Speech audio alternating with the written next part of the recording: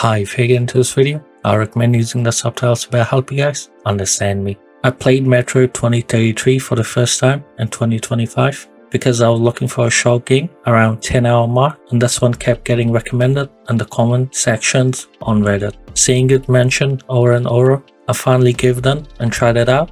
Now that I've finished it, I want to make this review and hopefully get more people to check Metro out if they haven't already. In this review, I'll talk about the good, the bad, and my overall opinion. Without the spoilers, this footage you see is only from the first 2 hours. Metro 2033 is a video game developed by 4A Games and originally released in 2010. It is based on the novel of the same name. You play as Artem, a silent protagonist who has lived underground his entire life, because the surface is full of radiations, monsters, and all kind of horrors. Eventually, he has to leave his home for story reasons that I cannot spoil. Metro is also considered by many fans to be a spiritual successor to the Stalker series, because several of the developers previously worked on that franchise. When Metro released, it scored a 77 with critics and a 7.8 with audiences. Critics praise the horror atmosphere, the highly detailed environments, and the story. On the negative side, the original version had bugs and some inconsistent AI behaviors, although since I've played the remaster version, I didn't run into the technical problems. Since the game came out in 2010, I was a little bit worried going in. I have played older shooters where the gunplay didn't age that well, but honestly, I didn't need to worry because the combat not only holds up, it's genuinely fun. The shooting feels great because of the amazing sound design.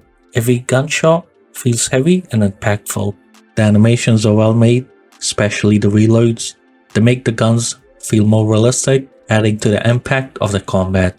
The enemies are also a strong point. They make each encounter tense. They rush you, jump you, and surround you instead of standing still like target dummies. Even though I played on normal difficulty, I was still struggling a lot. The narrow field of view adds to the tension and makes fight feel more personal and close. Scavenging plays a big role in the combat as well. You don't simply find giant glowing loot boxes filled with ammo. You have to search corpses, cupboards, and dark corners of the tunnels.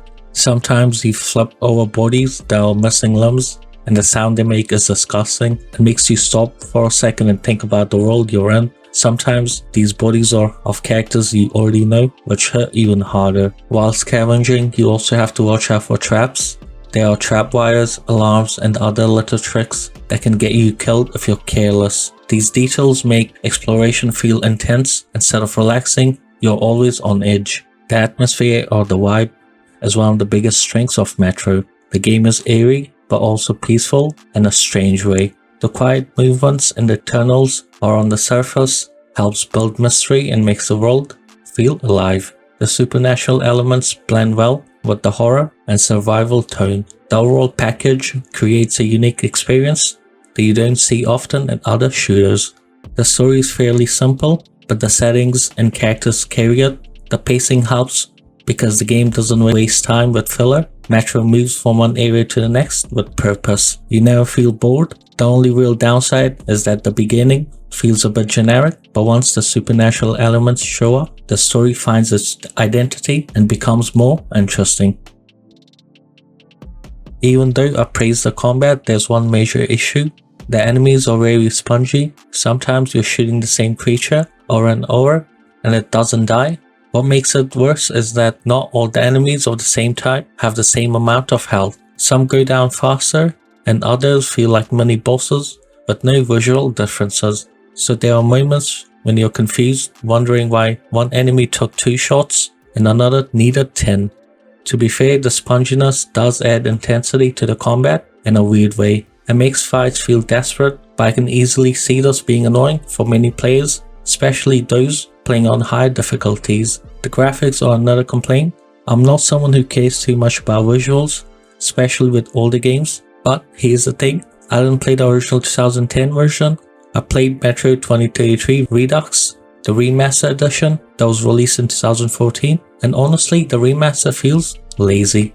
There are barely any improvements, and there are no option for higher resolution, higher texture, or anything you'd expect from a remaster. It feels like they simply re-released the game with minimal effort. And now, to be clear, I respect the work of game developers and artists. Making the game isn't easy, but this remaster doesn't feel like it used the potential of the hardware upgrades at the time. Luckily, the original art style still holds up, which helps the game remain visually decent even today. The lighting and world design carries the weight. Metroid 2033 is a good game that is short, affordable, and fun to play in 2025. The atmosphere and story elevates the experience beyond what you might expect from a game that old. The graphics being weak for a remaster version is disappointing, but the strong art direction keeps the game from looking bad. The combat is fun, but the anime sponginess can definitely be a turnoff for many players.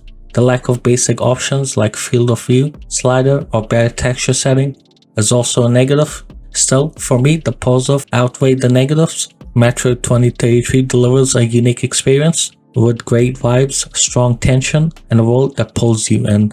If you're interested in the atmospheric shooter or want something that's short but still memorable, I can definitely recommend it.